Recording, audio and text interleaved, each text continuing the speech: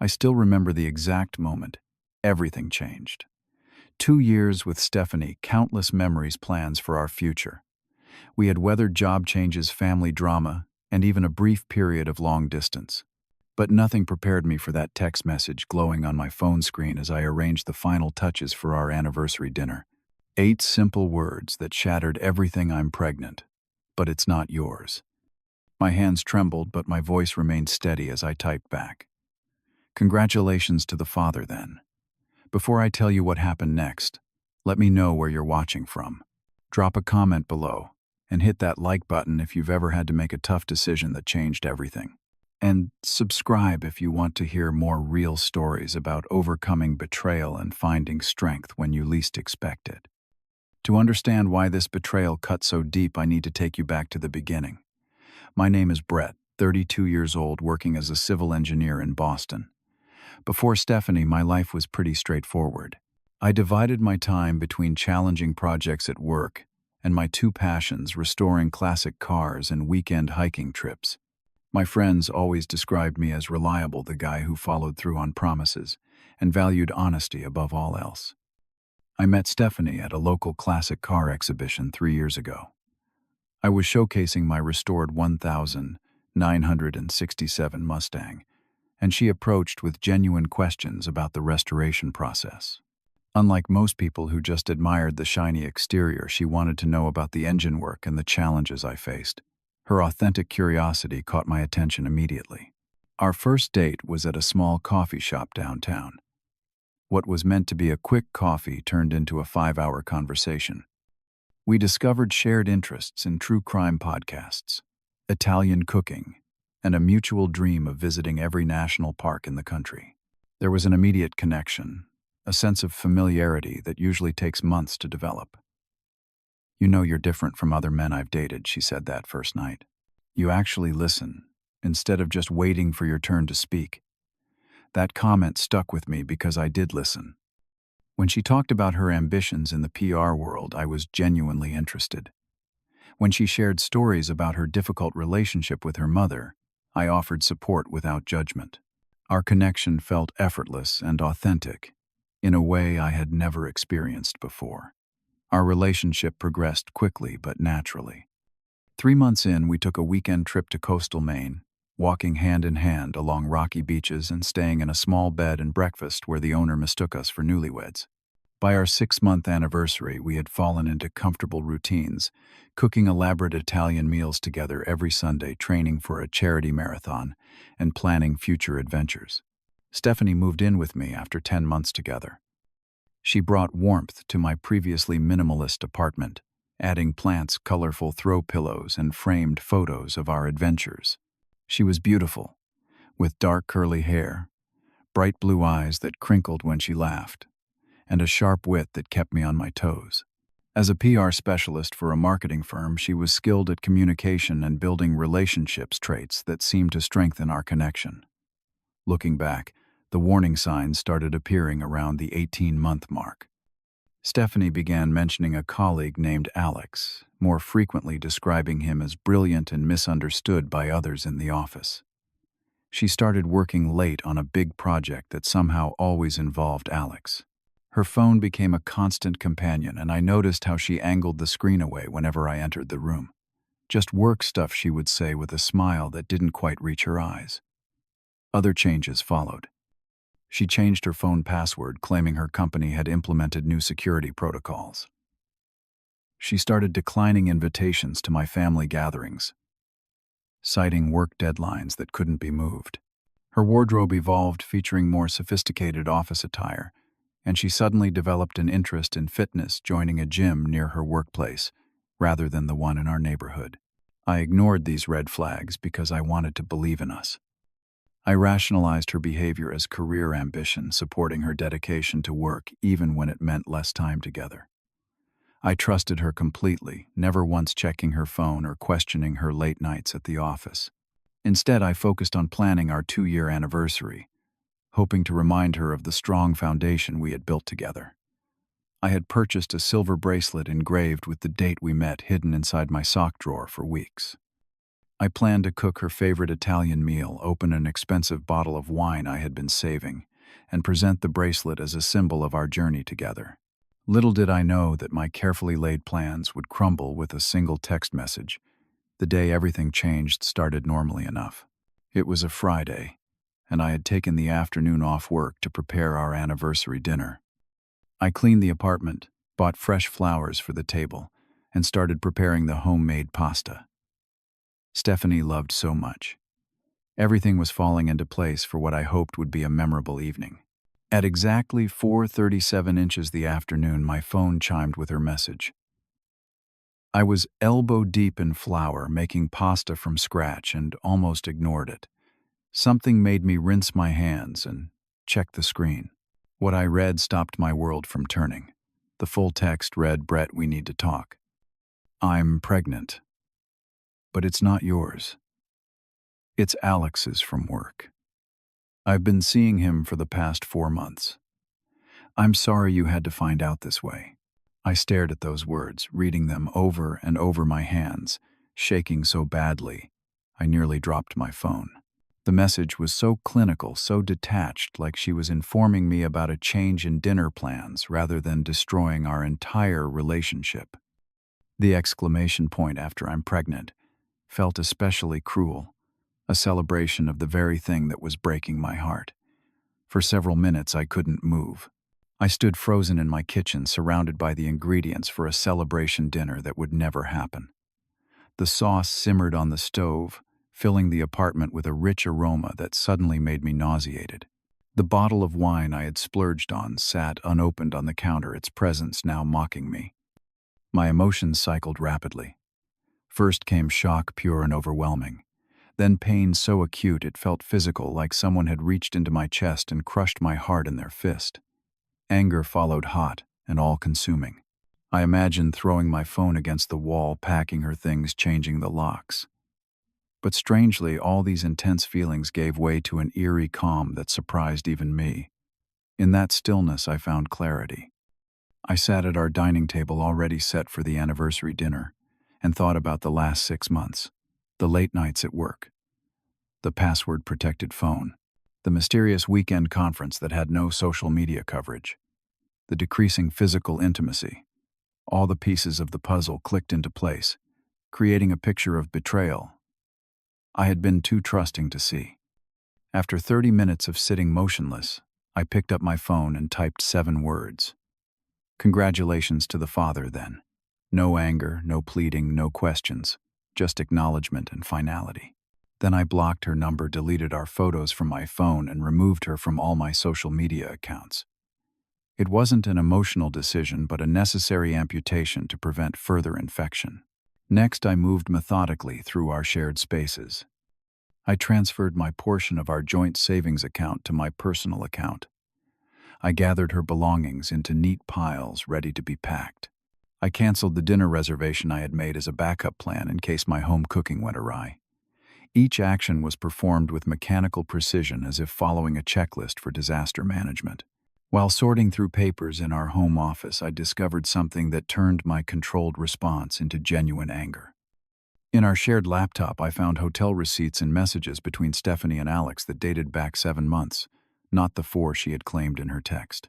There were plans for weekend getaways disguised as work trips, intimate conversations about their future, and worst of all, discussions about me. "Brett's a good guy," she had written to Alex.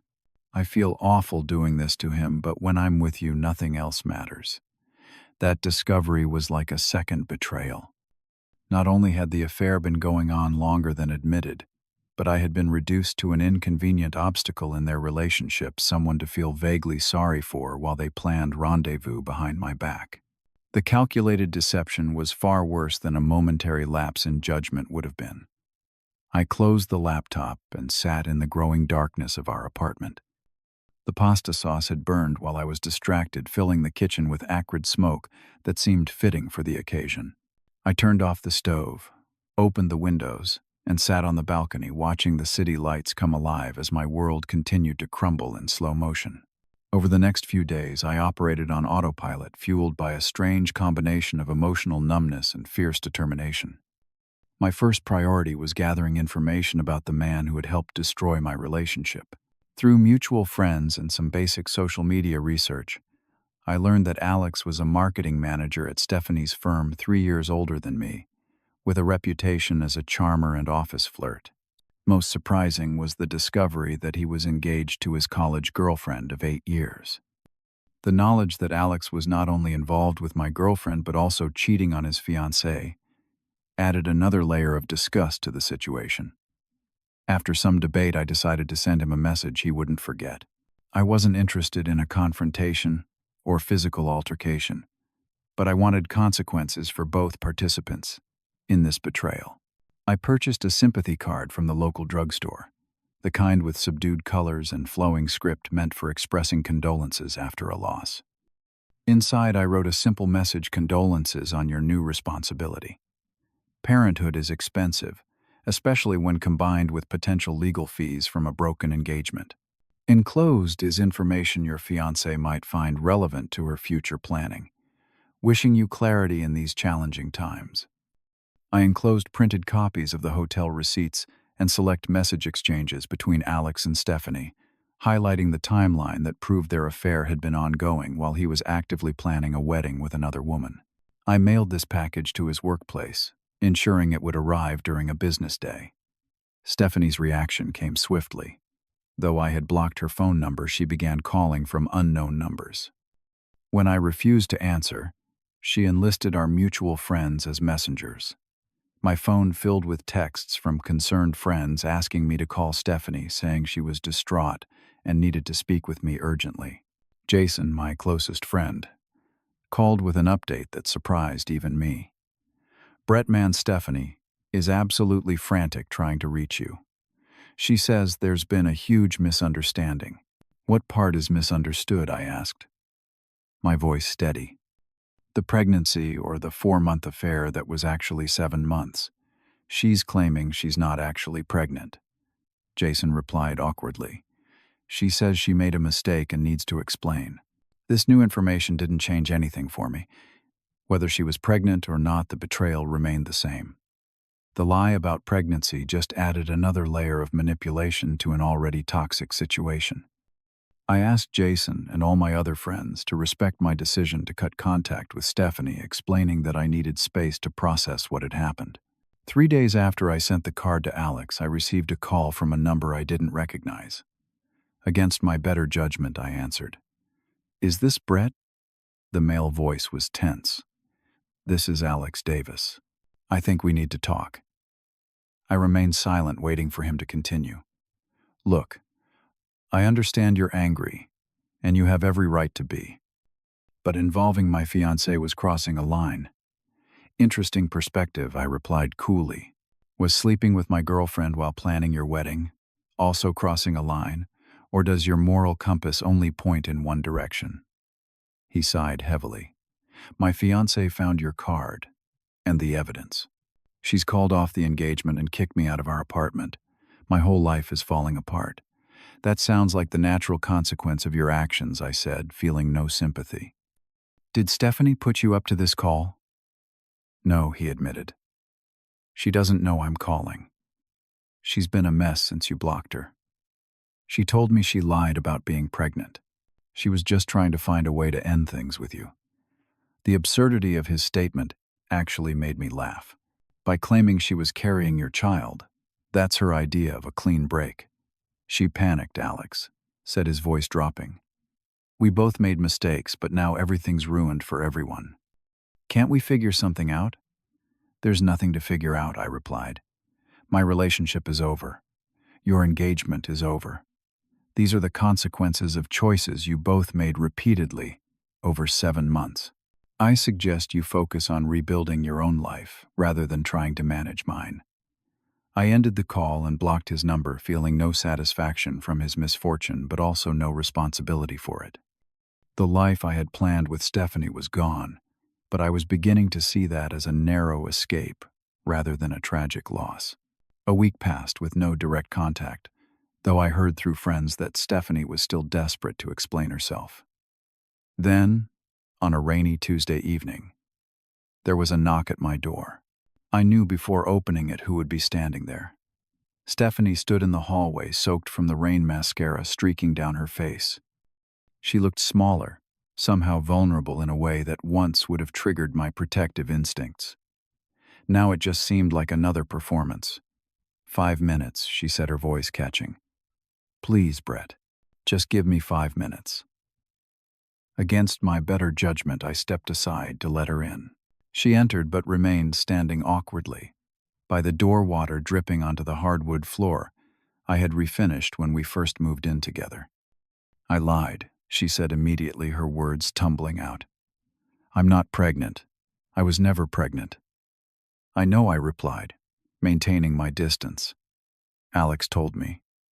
Her eyes widened slightly at the mention of his name. You spoke to Alex briefly, after his fiancée found out about your affair and ended their engagement. I kept my voice neutral, stating facts rather than accusations. I never meant for that to happen, she said, twisting her hands together. Everything's such a mess now. What did you mean to happen, Stephanie? When you sent that text claiming to be pregnant with another man's child, the question had been burning inside me for days. She took a deep breath. I didn't sleep with him as much as you think. Maybe 3 or 4 times, not for 7 months, like whatever evidence you found suggests. The hotel receipts and messages on our shared laptop tell a different story, I countered. But the timeline doesn't really matter now, does it? Once is enough to end what we had. Stephanie's expression changed, a flash of anger breaking through the remorseful facade. I found out you were looking at engagement rings online. I saw your search history a month ago when I used your laptop. The statement caught me completely off guard. What? You were looking at diamond rings. You were going to propose, weren't you? Her voice had taken on an accusatory tone, as if my supposed intentions justified her actions. I walked to the drawer where I had hidden her anniversary gift and returned with the small box. I opened it to reveal the silver bracelet with our date engraved on the inside, not the diamond ring she had imagined. This is what I was planning to give you for our anniversary, I said quietly. Not an engagement ring. She stared at the bracelet, confusion evident on her face. But I saw. I was sure you were. So you invented a pregnancy and confessed to an affair because you thought I might propose. The absurdity of her logic was staggering. I got scared, she admitted, looking away. I felt trapped. Things were getting so serious, and I started wondering if I was missing out on other experiences. Then Alex started paying attention to me at work, and it was exciting and new, and I made a terrible mistake. I closed the jewelry box and set it aside. Why not just tell me you weren't ready? Why not have an honest conversation about your doubts? I didn't want to hurt you, she said, the irony of her statement apparently lost on her. And you thought telling me you were pregnant with another man's child would somehow hurt less? I asked incredulously. Stephanie fell silent, the weakness in her reasoning exposed. When she spoke again, her voice was barely audible. There's more you should know. It wasn't just Alex. The words hit me like a physical blow. What do you mean there were? Others. Not many, just 2 other guys.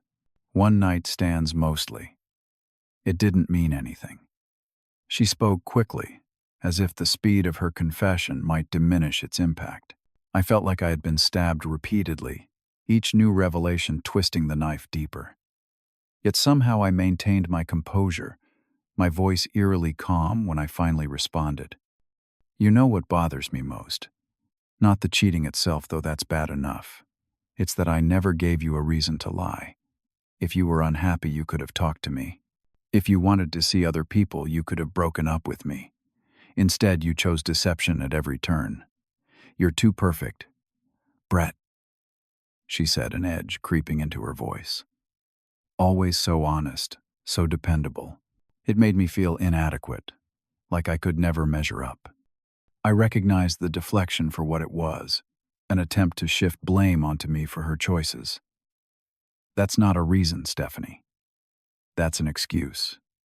So what now? She asked, wiping at her tears. Can we try to work through this? I still love you. We could go to counseling, rebuild trust. Looking at her standing in my apartment, I felt nothing but exhaustion. The woman I had loved no longer existed for me if she ever had at all. The person before me was a stranger wearing a familiar face. "I need you to leave," I said quietly but firmly. "And I need you not to contact me again. What we had is over. I deserve someone who values honesty and commitment as much as I do." "Brett, please." She began, fresh tears forming. "Please respect this boundary," I interrupted. "It's the least you can do after everything." She looked like she wanted to argue further, but must have seen the finality in my expression. With a resigned nod, she placed her key to the apartment on the side table and walked out the door. As it closed behind her, I felt a surprising sense of relief wash over me. The worst had happened, and I had survived. In the weeks that followed my confrontation with Stephanie, I made a series of decisions that changed the trajectory of my life. First, I requested 2 weeks of personal leave from work, using vacation days I had accumulated over years of rarely taking time off. My supervisor, sensing something serious had occurred, approved it without questions. Next, I enrolled in a local martial arts class, seeking both physical exertion and mental discipline. The structured environment and focus required helped channel my anger and betrayal into something productive. The exhaustion after each session brought the first truly restful sleep I had experienced since receiving Stephanie's text. I transformed my living space, painting the walls a different color, rearranging furniture, and donating items Stephanie had chosen or used frequently. Each change, however small, helped reclaim the apartment as my own. I replaced our bed with a new one, unable to sleep comfortably in a space once shared with someone who had betrayed me so completely. The most significant decision was planning a solo trip to Colorado. As a civil engineer who spent most of my time in urban environments, I craved the perspective that only mountains could provide.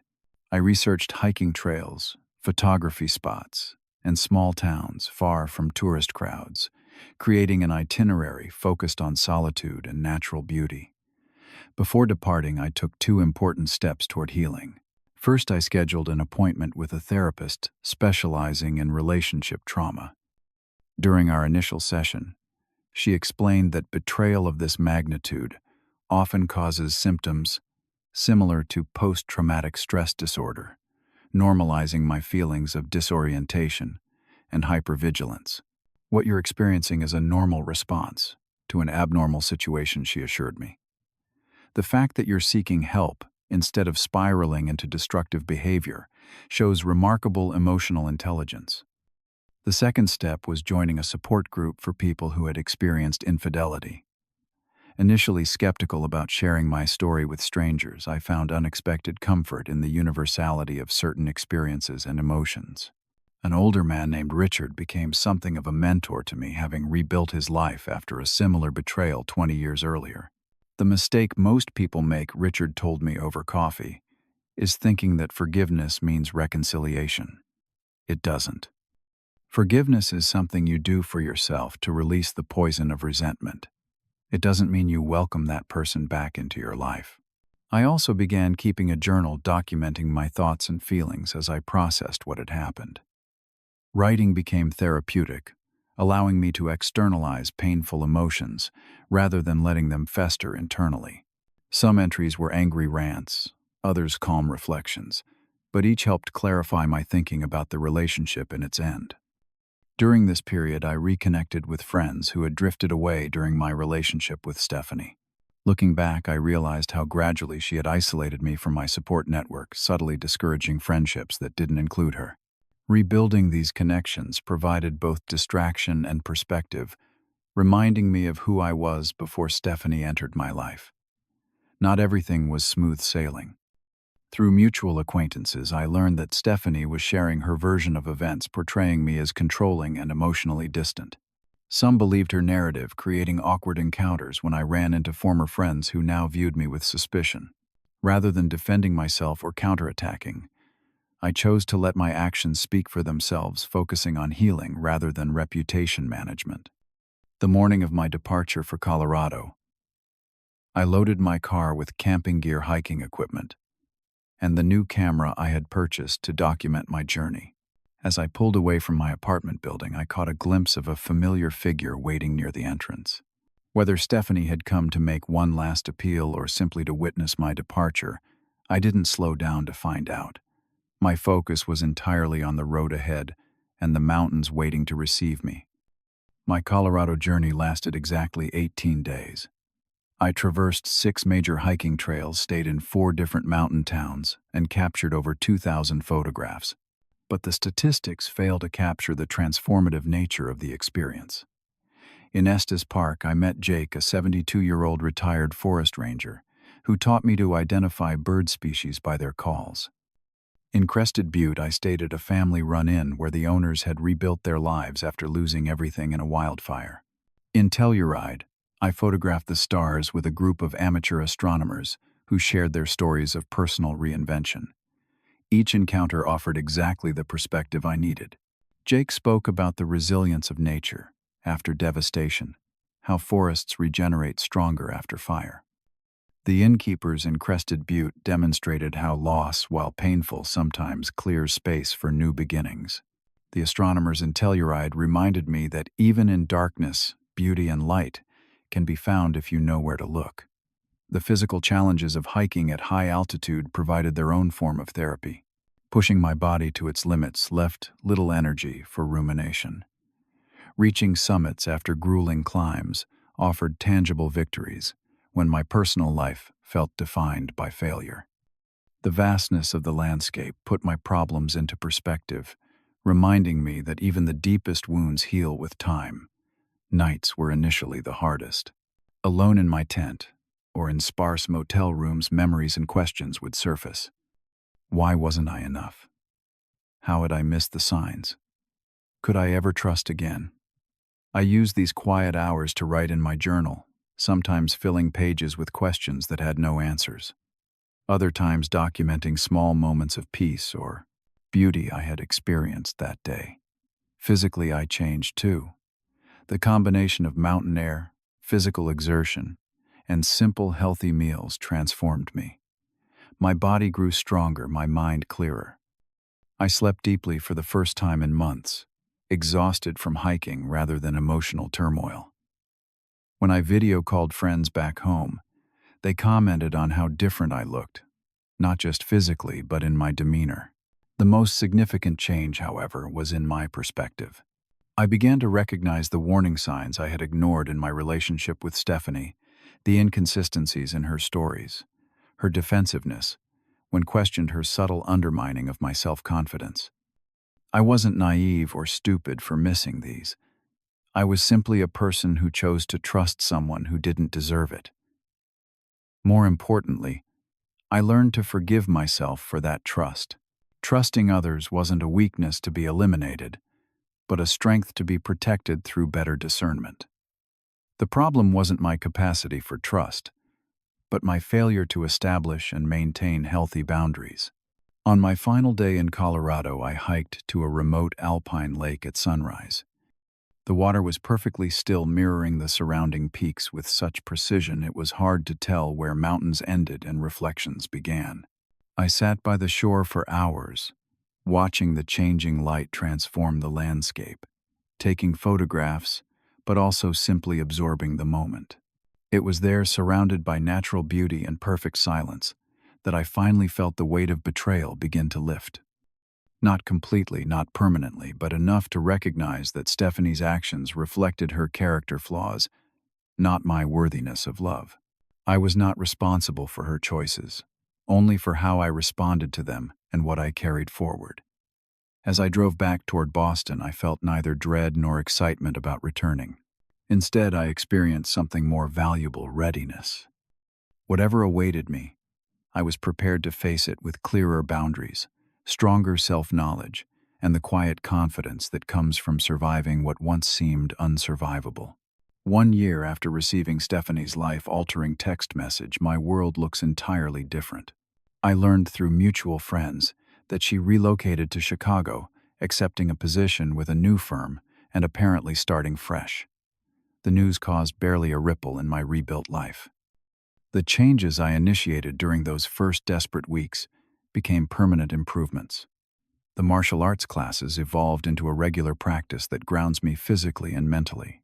My redecorated apartment truly feels like home, now filled with photographs from my travels and mementos from new experiences. The therapy sessions continue, less focused on the trauma of betrayal and more on building a fulfilling future. Professionally, I thrived, channeling my energy into challenging projects and eventually earning a promotion. Colleagues noted my increased confidence in presentations and willingness to take calculated risks, qualities that emerged from navigating personal disaster. Dating again was perhaps the most daunting step. My first attempts were awkward, haunted by fears of repeated betrayal. Gradually, though, I learned to balance openness with appropriate caution, to trust my instincts without projecting past hurts onto new relationships. 6 months ago, I met Laura, an architectural photographer whose straightforward communication and natural integrity make her unlike anyone I've known before. Our relationship developed slowly, built on mutual respect and explicit honesty. The most unexpected encounter came 3 months ago when I literally bumped into Alex at a coffee shop across town. He had changed jobs, lost weight, and looked years older. After an awkward moment of recognition, he asked if we could speak briefly. "I just want to say I'm sorry," he said, eyes fixed on his coffee cup. "What I did to you, what we both did, was inexcusable." I studied him for a moment, searching for any manipulation behind his words, but finding only genuine regret. "Thank you for saying that," I replied simply. "Are you doing okay?" he asked, seeming surprised by my calm response. "Better than okay," I told him truthfully. Sometimes the worst things that happen to us lead to the best versions of ourselves. We parted with a handshake, not friends, but no longer enemies. I walked away feeling the last traces of bitterness dissolve, replaced by something approaching gratitude for the painful lessons that had shaped my current happiness. Sometimes the most devastating text message can lead to the most important journey of self-discovery. What painful experience taught you the most about yourself? Let me know in the comments below.